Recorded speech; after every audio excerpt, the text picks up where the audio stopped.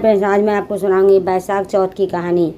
चलिए वीडियो शुरुआत करें। एक गांव में एक सेठ सेठानी रहते थे। उनको एक बेटा और उसकी बहन थी। वह बर्तन मांज कर अपनी पानी डालने नीचे जाती थी। आस पड़ोस की औरतें उससे पूछा, आज खाने में क्या खाया है? वह कहती, बासी कुसी और तरबासी। एक दिन जब वह बर्तन मांज कर पानी फेंकने गई और वह रोजाना की तरह औरतों को पूछा कि आज क्या खाया है, फिर उसने वही जवाब दिया, बासी कुसी तरबासी। उस दिन सेठ के बेटे ने नीचे उतरते हुए यह उसकी बात सुन ली और मन में ही सोचने लगा, अभी तो यह ताज़ा भोजन करके आई है, फिर भी इसने दूसरों को बासी कुसी क्यों बताया है।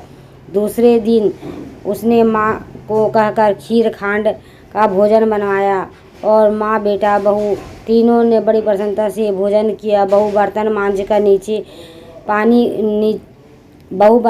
कर पानी को नीचे डालने गई और पीछे पीछे उसका आदमी भी गया। आज भी हमेशा की तरह औरतों ने पूछा, आज क्या खाया है? उसने वही जवाब दिया, बासी कुसी तरबासी। उसके आदमी को बहुत गुस्सा आया, आज तो मेरे सामने खीर खांड का भोजन किया है, फिर भी यह बासी कुसी बता रही है, इसमें क्या रहस्य है? इस बात को समझने के लिए वह रात का इंतजार करने लगा। जब रात हुई और कमरे में आई, आदमी ने पूछा, आज तूने खीर का भोजन किया और फिर पड़ोसी औरतों को बासी कुसी क्यों बताया है? तब बहू मुस्कुरा कर बोली कि आपके दादा परदादाओं की कमाई है जो बासी कुसी या नहीं। यह सुनकर उसने परदेश जाने की सोच ली। वह तथा सुबह उठकर माँ से बोला, माँ, कमाने के लिए मैं परदेश जाऊंगा। माँ ने अपने पास बहुत सा धन है और तुझे परदेश जाने के लिए क्या आवश्यकता है? लेकिन बेटा ने जिद के कारण माँ ने परदेश जाने की स्वीकृति दे दी। वह कमाने के लिए परदेश चला गया। उसे एक सेठ के यहाँ नौकरी मिल गई। कुछ ही समय पर वह सारा काम काज करने लगा। सेठ अपना सारा कारोबार उसे सौंप कर स्वयं तीर्थ यात्रा करने चला गया। इधर सास ने यह कह रखा था कि दिए के बुझावे तो चूल्हे मत बजाना और चूल्हे की यूझ जाए तो दिए को मत बुझाना। लेकिन एक दिन दोनों ही अग्नि बुझ गई तो बहू पड़ोस में अग्नि लेने गई। उसने देखा कि वह पड़ोस की औरतें किसी माता का पूजन कर रही। यह देखकर उसने पूछा कि किस माता का पूजन कर रही हो? आप मुझे भी बताओ कि यह किसका व्रत है और करने से क्या फल होता है। तो उनमें से एक बोली, हम चौथ माता का व्रत का पूजन कर रही है। बिछड़े को मिलन होता है, निपुत्री को पुत्र प्राप्त होता है। इस पर बहू ने कहा, मेरे भी पति परदेश गए हैं, काफ़ी समय हो गया है, मैं भी चौथ माता का व्रत करना चाहती हूँ, लेकिन मेरी सास मुझे बाहर आने ही नहीं देती। अब मुझे कैसे पता लगेगा कि चौथ कब है? इस पर औरतों ने कहा कि तुम रोजाना के दिन डिबिया में गेहूँ का दाना रखती जाना। जिस दिन 30 दाने पूरे हो जावे तो उसी दिन व्रत करके शाम के चौथ माता का पूजन करके चंद्रमा को अर्घ्य देकर फिर खाना खा लेना। और साहूकार की बहू कहे अनुसार व्रत करने लग गए। इस व्रत करते ही काफ़ी समय बीत गया तो चौथ माता ने सोचा कि यदि इसकी नहीं सुनी तो अपने पति की कोई पूजा नहीं। तब चौथ माता ने साहूकार के बेटे को सपने में जाकर कहा कि सरकार का बेटा सो रहा है या जग रहा है।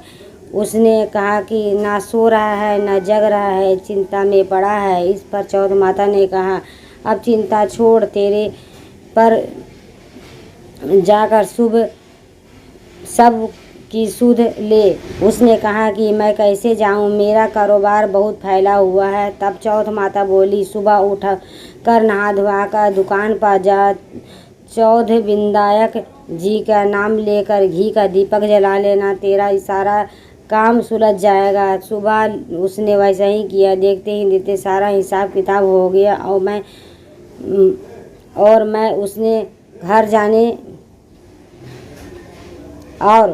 उसने घर जाने की तैयारी कर ली। घर को रवाना हुआ और रास्ते पे सांप जा रहा। उसने सांप को सिस्कार दिया और सांप ने गुस्से पर आकर कहा कि मैं तो अब 100 साल की उस पूरी करके मुक्ति पाने जा। तूने बाधा डाल, मैं तुझे डसूंगा।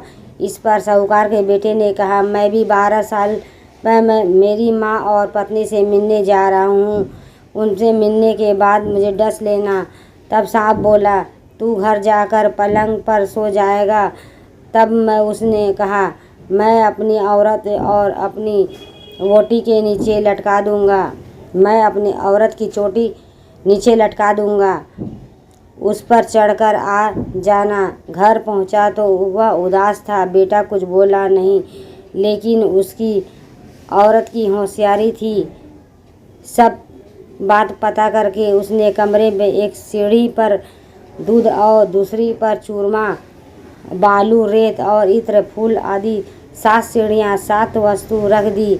आधी रात फुफकारता हुआ सांप आया और सभी वस्तुओं को आनंद लेकर खुश हुआ, और लेकिन वचनों से बंधा हुआ 100 डसना तो था ही। चौथ विधायक जी ने सोचा कि इसकी रक्षा नहीं की और कलयुग में अपने को कौन पूजेगा। चौथ माता तलवार बनी, विधायक जी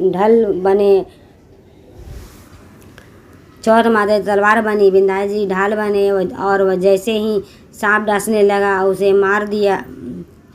साहूकार के बेटे को नींद नहीं आ रही थी। सांप को मरते ही उसने अपनी पत्नी को उठाया और चौपड़ के पास खेलने लगा। और सुबह देर तक बेटा बहू उठे और नहीं तो माँ ने कहा, बेटा तो थका आधा हो गए, वह क्यों नहीं उठी। जाकर देखा तो वह खून ही खून हो रहा था। उसने कहा, मेरे बेटे और बहू को किसी ने मार दिया है। दब से बेटा बोला, माँ हमारा बुरी दुश्मन सर है, वहाँ सफाई करो और तब हम आएंगे। माँ ने वहाँ सफाई करवाई और वे बाहर आए तो आकर माँ से पूछा, मेरे पीछे से किसी की कोई क्या?